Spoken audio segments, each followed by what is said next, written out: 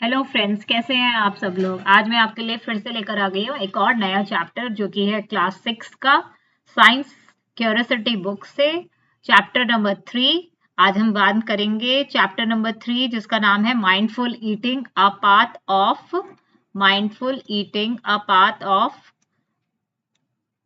Path to a healthy body. मतलब इसका क्या हुआ, माइंडफुल बोले तो मतलब हमें हर चीज सोच समझकर खानी चाहिए। मतलब माइंड को बताइए, देखकर खाना चाहिए। ये नहीं कि हम कुछ भी खाते रहें। क्या आपके लिए अच्छा है, क्या बुरा है, दैट इज कॉल्ड माइंडफुल। मतलब आपको ध्यान से खाना है आप क्या खा रहे हैं। और ऐसा करने से अगर आप माइंड से खाते हैं तो आपको क्या होगा, it is a path to a healthy body. मतलब ये एक रास्ता है, पाथ बोले तो रास्ता है एक हेल्दी बॉडी के लिए। मतलब तंदुरुस्त शरीर के लिए माइंडफुल ईटिंग बहुत जरूरी है। मतलब सोच समझकर खाने की बहुत जरूरत है। ठीक है, आपको समझ में आई बात। तो आज हम बताएंगे कि भाई हमें कैसे खाना चाहिए। चलिए आगे बढ़ते हैं।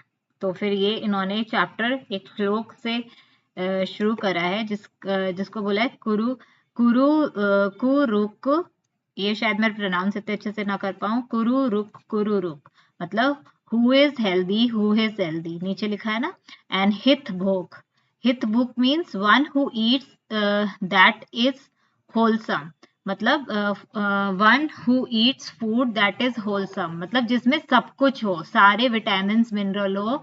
वो लोग जो पूरा खाना होलसम फूड खाते हैं। मित भोग क्या होता है, इन मॉडरेट क्वांटिटी। मतलब ऐसा नहीं है कि बहुत सारा आप लोगों ने खा लिया, एक मॉडरेट क्वांटिटी में खाना। मतलब ना ज्यादा खाना ना कम खाना, एक बीच में खाना। और ऋतु भुख और एंड अप्रोप्रिएट, और जो सीजन में आपके फ्रूट्स और वेजिटेबल्स है उनको खाना वो बहुत जरूरी है। तो मतलब वही बंदा हेल्दी है। Who is healthy one who eat food that is wholesome. मतलब जैसे वो खाना खाता है जिसमें सारे विटामिन मिनरल्स अवेलेबल हैं इन मॉडरेट क्वांटिटी। और उसको भी ऐसा नहीं है कि बहुत सारा खा ले, एक मॉडरेट क्वांटिटी में खाना एंड अप्रोप्रिएट। और जो कि सीजनल, मतलब सीजन उस, अगर ये विंटर है तो विंटर के सीजन में अप्रोप्रिएट होना चाहिए वो वाला फूड, होलसम फूड। और टाइम भी उसका परफेक्ट होना चाहिए। जैसे कि ब्रेकफास्ट का टाइम एक 8 से 10 का होता है, उसके बीच खाना चाहिए आपको, है ना। ऐसी जगह पे इट ऑल डिपेंड्स। ठीक है, वही बंदा हेल्दी है जो कि होलसम फूड खाता है, मॉडरेट क्वांटिटी में खाता है। और जो जो खाना उस सीजन्स के लिए अप्रोप्रिएट होता है, ठीक होता है, वो ही खाता है, वो बंदा हेल्दी रहता है। ठीक है, चलिए आगे बढ़ते हैं। मेदू एंड मिशी। अब यहाँ पर क्या लिखा है, मेदू एंड मिष्टी। ये मेदू है एंड ये मिष्टी है। ठीक है, ये मिष्टी है and this is medu.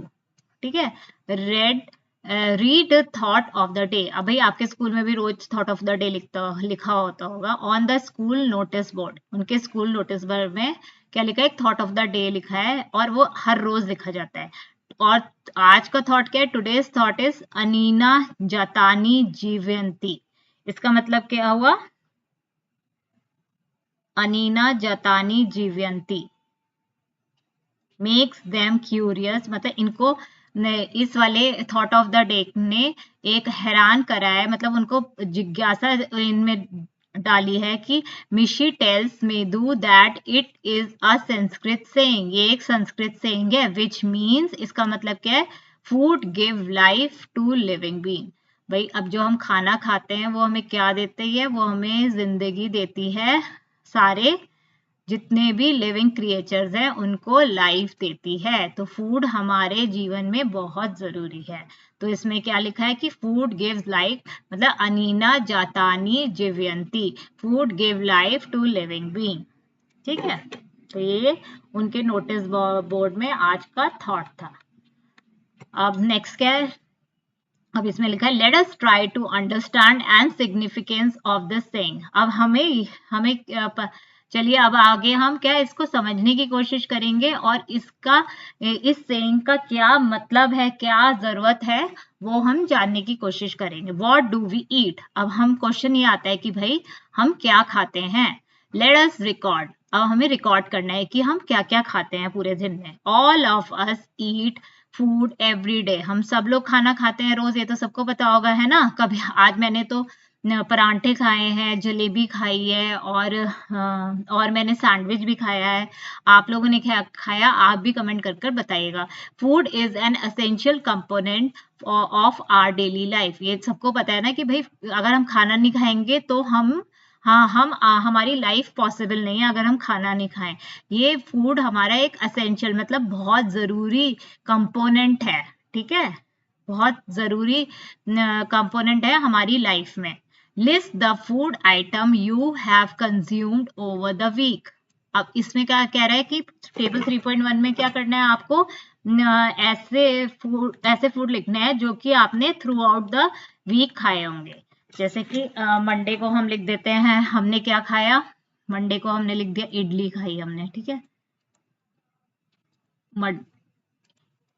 Idli हमने खाई, फिर हमने दाल चावल खाए, फिर हमने एक सब्जी खाई, वो भी खाई, ठीक है, फिर रात को हमने चपाती खाई,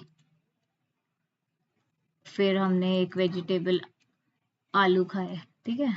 तो ये हमारा मंडे का मेन्यू हो गया। फिर दूसरे दिन हमने पोहा खाया नाश्ते में।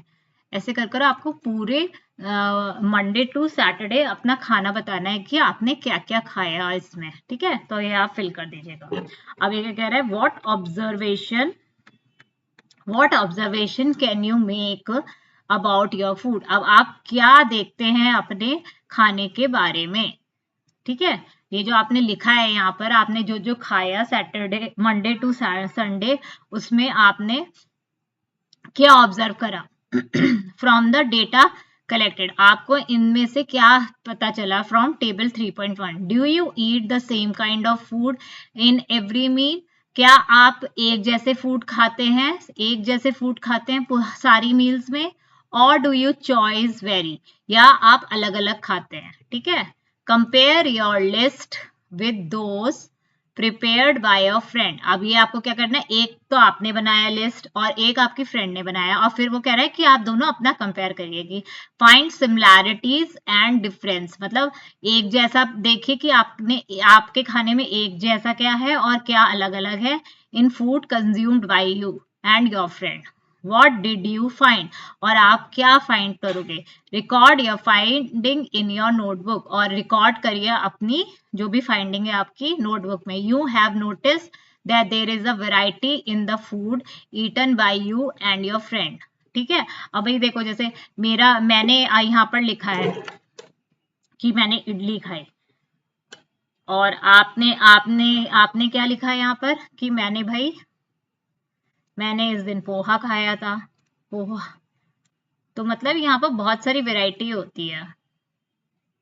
पोहा खाया, फिर आपने दोपहर में चपाती खाई, है ना।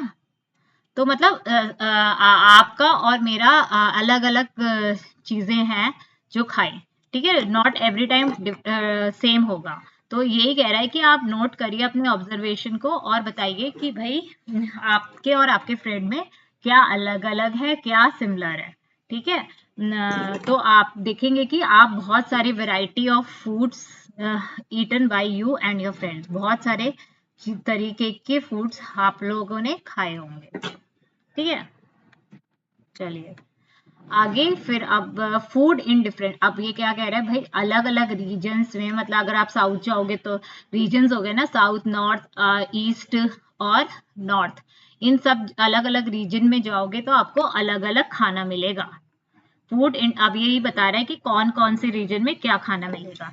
चलिए एक्टिविटी 3.2 से हम समझते हैं, लेट अस एक्सप्लोर, देखते हैं हम लोग एक्सप्लोर करते हैं कि क्या क्या फाइंड आउट करते हैं कि क्या क्या मिलता है।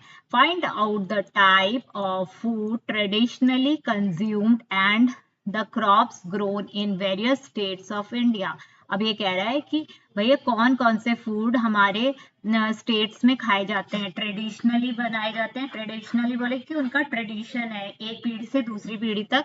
आप जैसे आप अगर पहाड़ों पे जाओगे तो वहां पर अलग तरीके का फूड मिलता है, साउथ में जाओगे तो वहां देखोगे कि अलग तरीके का फूड मिलता है। तो वो कह रहा है कि हमें हर स्टेट पे जाकर इंडिया का फूड देखना है जो कि ट्रेडिशनली कंज्यूम्ड होता है, खाया जाता है, और क्रॉप्स भी वहां पर उसी तरीके की ग्रो करी जाती हैं। तो you may refer to the book in your library, search the internet and interact with your friend, family and neighbor to collect information। अब आपको हर एक स्टेट का फूड पता करना है और वहाँ कौन कौन सी क्रॉप्स ग्रो होती है ये आपको पता करना है। वो आप कहीं से भी सर्च कर सकते हैं, या तो इंटरनेट से कर सकते हैं, या आपका फ्रेंड कहीं और किसी और स्टेट की हो उससे पता कर सकते हैं, या किसी नेबर से पता कर सकते हैं। आपको इंफॉर्मेशन इकट्ठा करनी है, ठीक है। ठीक है, जैसे कि अब इसकी बात करते हैं। इसने यहाँ पर टेबल बना रखी है। इन टेबल 3.2 ये आ गई ना टेबल। एड मोर स्टेट्स, अब ये कह रहा है कि भाई और भी सारी स्टेट्स ऐड करो और कलेक्ट डाटा करो। Few examples are already given. तो इसमें आपको क्या कहना है, हर एक स्टेट की 29 स्टेट्स होती है ना हमारी ओवरऑल इंडिया में। तो ये कह रहा है कि आपको सारी स्टेट्स के बारे में यहाँ पर बताना है कि क्या क्या, जैसे कि इसने कुछ तो एग्जाम्पल दे रखे हैं, पंजाब कर्नाटका और मणिपुर का इसने एग्जाम्पल दे रखा है। बाकी सारी स्टेट्स का आपको पता करना है इंटरनेट से। ये मैं कल आपके लिए ला कर दूंगी, अगर आपके पास नहीं है तो आप वहां से कॉपी कर लीजिएगा, ठीक है। तो पंजाब में क्या होता है, मेज होती है, ठीक है। मेज बोले तो मक्के के दाने, व्हीट होती है, गेहूं के दाने, चिकबी बोले तो चना, और दालें, ठीक है। मक्की और वहाँ का ट्रेडिशनल फूड क्या है, जो वहाँ पारंपरिक फूड कौन सा है, मक्के दी रोटी, सरदों का साग, जो गए होंगे पंजाब में जरूर खाए होंगे, छोले भटूरे होते हैं, परांठा होता है, हलवा होता है, खीर होता है, ठीक है।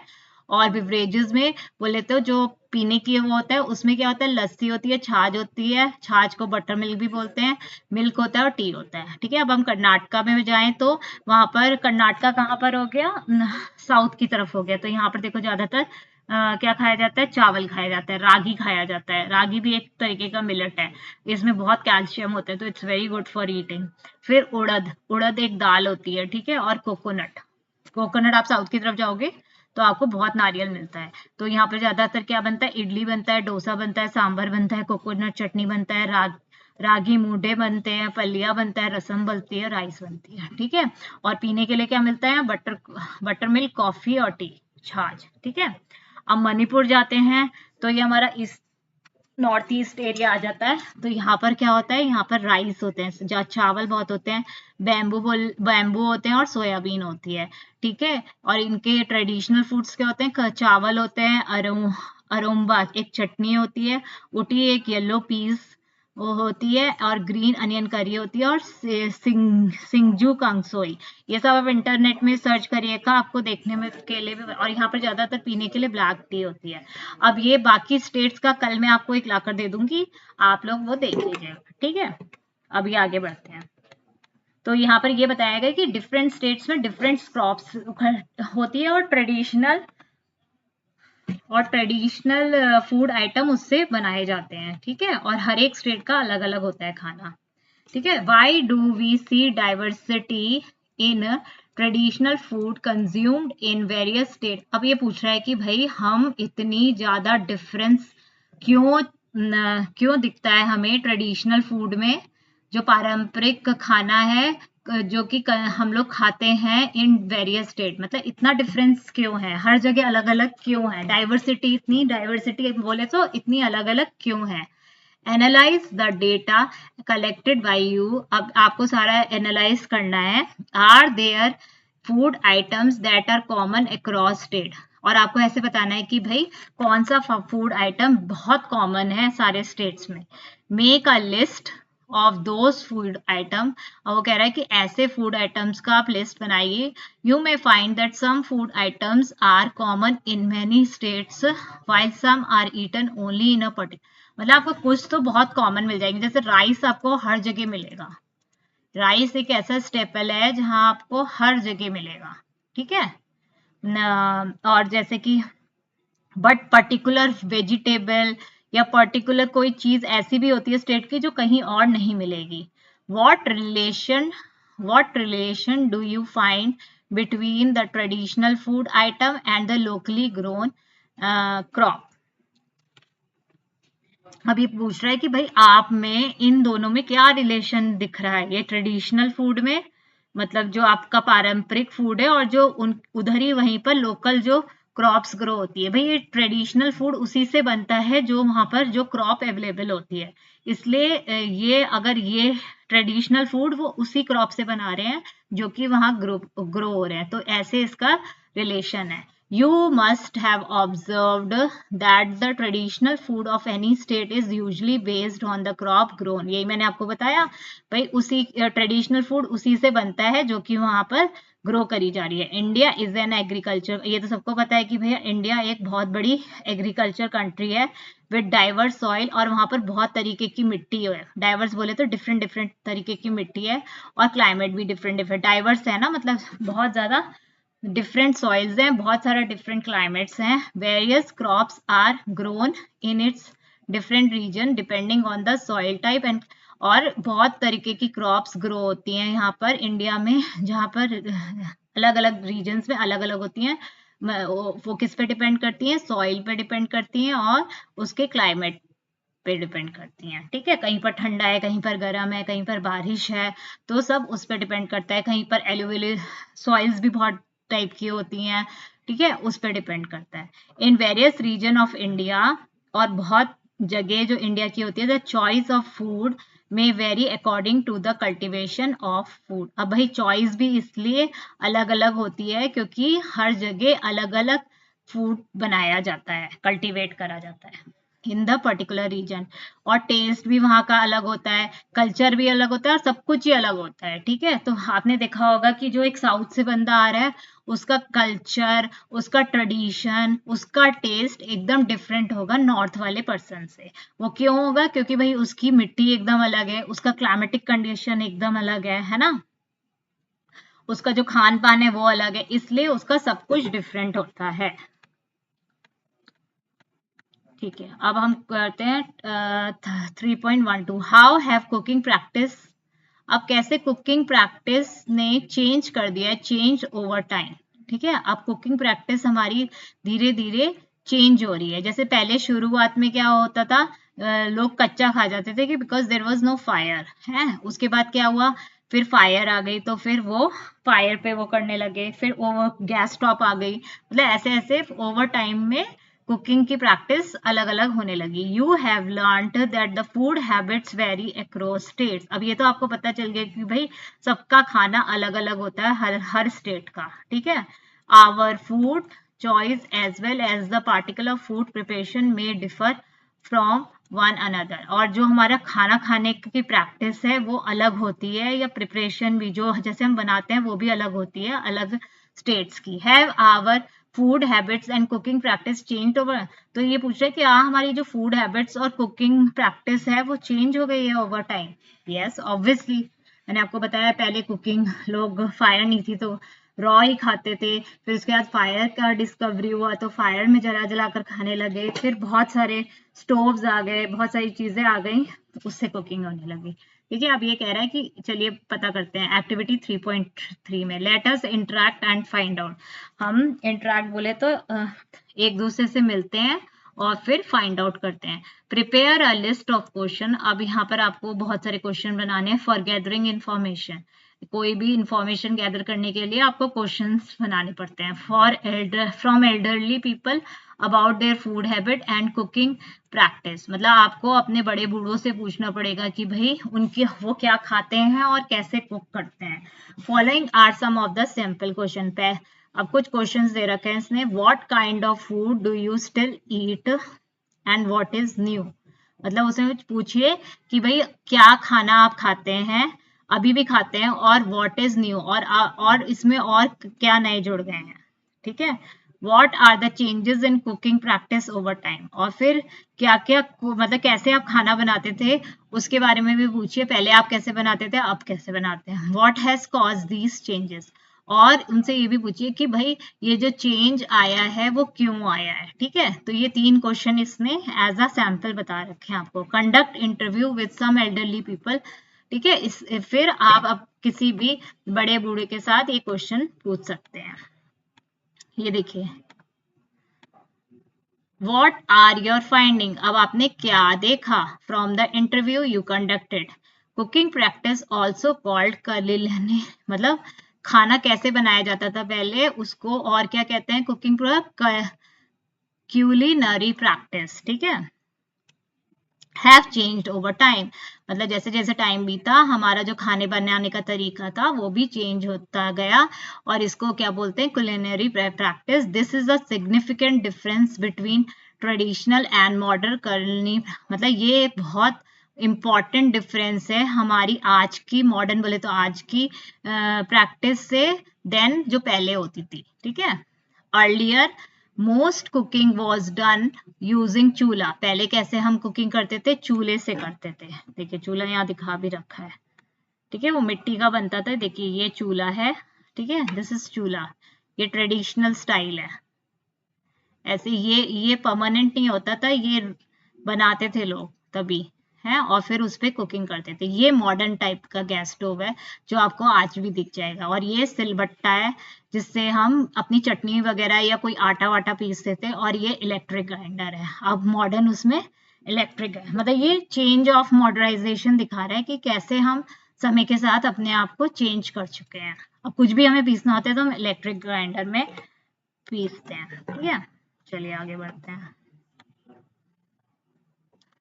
Nowadays most of us cook using a modern gas stove। ठीक है, ये तो आपने भी देखा होगा। Earlier most grinding was done manually using सिलबट्टा। ठीक है, ये मैंने आपको दिखा दिया। पहले ऐसे हमें कोई भी चटनी या कुछ भी मसाले पीसने होते थे तो हम किस में पीसते थे, सिलबट्टा में।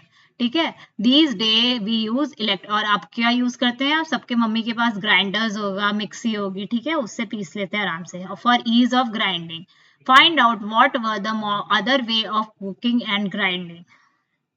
तो ये कह रहा है कि और क्या क्या तरीके होते थे कुकिंग के और ग्राइंडिंग के। तो आप बताइए, पहले देखिए, पहले चक्की होती थी पीसने के लिए, जैसे कोई भी गेहूं पीसना है या चावल पीसना है तो आप अपने दादी से पूछ सकते हैं। लोग चक्की चलाते थे और फिर उससे पीसते थे।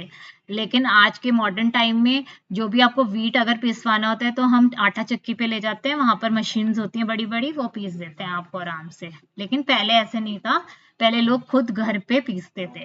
ठीक है, और फिर अगर हम कुकिंग का वे देखें तो पहले चूल्हा होता था। ठीक है, फिर स्टोव भी आया एक बारी, वो मिट्टी के तेल से जलता था, और फिर आए पेट्रोमैक्स आए। ठीक है, तो ऐसे ऐसे जैसे जैसे टाइम चेंज होता रहा वैसे वैसे कलिनरी प्रैक्टिस चेंज होती रही। तो ये आप लिख बता सकते हैं कि कौन कौन से तरीके और वो हैं। ग्राइंडिंग के देखे, चक्की चक्की। ठीक है, लोग घर में छोटी छोटी चक्की रहते थे, उससे पीसते थे। आपका गेहूं हो गया, आपका चावल हो गया, आपका मक्का हो गया, they use to grind it with that. और फिर चक्की हो गई, ऐसे बहुत सारी चीजें होती थी। ठीक है, फिर एक खलबट्टा होता था, उससे मसाले पीसते थे। और अभी क्या है, अभी तो आराम से मिक्सी आ गई, सब पिस जाता है, और जो नहीं पिसता वो वहां पर ले जाते हैं चक्की वाले के यहाँ, और वहां पर बिग बिग मशीन्स होती हैं आपकी, वहां पीस देते हैं। These changes may be due to factor such as, अब ये चेंजेस क्यों आए, क्योंकि due to the factor of technology, अब बहुत सारी टेक्नोलॉजीज आ गई हैं आज लिए, इसलिए ये सब चेंज होता रहा जा रहा है। इम्प्रूव्ड, और उसमें हमारा ट्रांसपोर्टेशन भी इम्प्रूव होता जा रहा है ना। पहले इतनी सुविधा थोड़ा थी, एक जगह से दूसरी जगह ट्रांसपोर्ट करना ही बहुत मुश्किल बात होती थी। और फिर हमारा कम्युनिकेशन भी बहुत बेटर हो गया है अब, इस वजह से हमारी ये सब कलिनरी प्रैक्टिस चेंज होती। तो 3 इंपॉर्टेंट चीजें हैं कि क्यों ये सारी factors responsible for the changes. First is technology development, second is improved transportation, and third is better communication। ठीक है, फिर आज आगे बढ़ते हैं हम 3.2 देखते हैं। What are the components of food? अब कह रहा है कि भाई क्या क्या इसमें कंपोनेंट्स होते हैं। ठीक है, फूड में जैसे कि मिनरल्स होते हैं, क्या क्या किस किस चीज क्या क्या चीजें अवेलेबल होती हैं इसमें। मेदू एंड मिष्टी आए थे ना उस ऊपर, जिन्होंने थॉट पढ़ा था visit the traditional food festival, वो एक पारंपरिक फूड फेस्टिवल में गए जो कि किसने ऑर्गेनाइज करा था, इन देयर स्कूल। ठीक है, the theme of this festival is eat healthy live healthy. अब इस ट्रेडिशनल फूड फेस्टिवल का थीम क्या था कि भाई हेल्दी खाओ, मतलब तंदुरुस्त खाओ और जिंदगी तंदुरुस्ती जियो। ये देखिए यहाँ मोटो लिखा हुआ है इसका, स्वस्थ आहार स्वस्थ जीवन। अगर आप हेल्दी ईट करेंगे तो आप हेल्दी ही रहेंगे जीवन भर। ठीक है। The festival feature varies stalls displaying different kinds of traditional dishes। अब सब ये फेस्टिवल में हर एक तरीके के, मतलब डिफरेंट तरीके के स्टॉल्स थे जो कि डिस्प्ले बोले तो दिखा रहे थे डिफरेंट काइंड ऑफ ट्रेडिशन, अलग अलग तरीके की ट्रेडिशनल डिशेस वहां पर थी। डॉक्टर पुष्पिता, देखिए ये ट्रेड फेयर है। डॉक्टर पुष्पिता कौन है? अभी इसमें तो मेरे ख्याल से ये वाली होंगी, this one. Doctor Pushpita nutritional expert, ये क्या है, डाइटिशियन एक्सपर्ट है। Explain to student the health is the ultimate wealth, मतलब वो बता रही हैं कि भैया अगर आपका स्वास्थ्य है तो आपकी वो सबसे बड़ी जमा पूंजी है, वेल्थ। ठीक है, सबसे बड़ा पैसा क्या है? आपकी हेल्थ।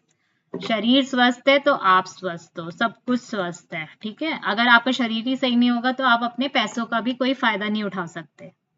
ठीक है। Let us understand what doctor Poshita means by this statement. अभी हम ये समझने की कोशिश करते हैं कि भाई ये पोशिता मैम क्या कह रही हैं। Have you ever missed a meal, आपने कभी ऐसा हुआ है कि आपने कभी नहीं खाया कोई meal? How do you feel when you miss a meal, और जब आप खाना मिस कर देते हो तो आपको कैसा लगता है?